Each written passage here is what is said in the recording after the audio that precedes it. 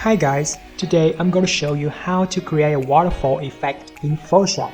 At first, we will select the waterfall by using Quick Selection tool or W shortcut. Just click and drag to make the selection, holding Shift to expand the selection or Alt to remove the selection that you unwanted.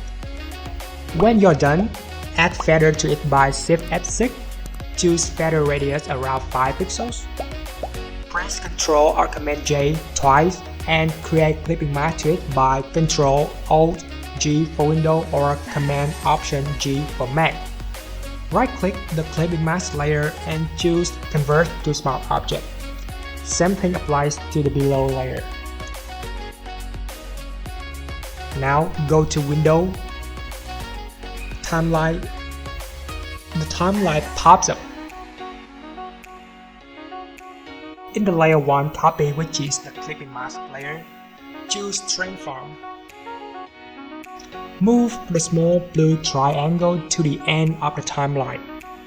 Press Ctrl T to expand the height of waterfall just like it moving. Press Play button to see the result.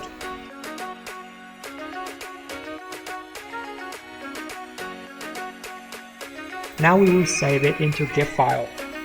Go to File, Export, Save for Web Legacy. Make sure to choose GIF format and save it.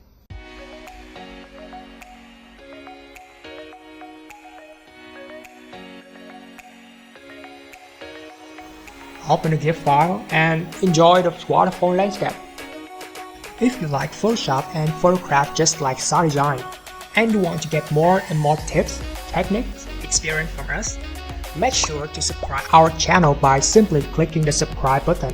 You will get tons of free tutorials that Sadesign share about Photoshop technique on a daily basis.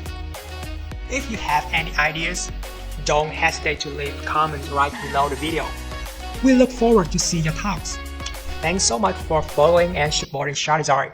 See you guys in the following tutorials. Bye bye.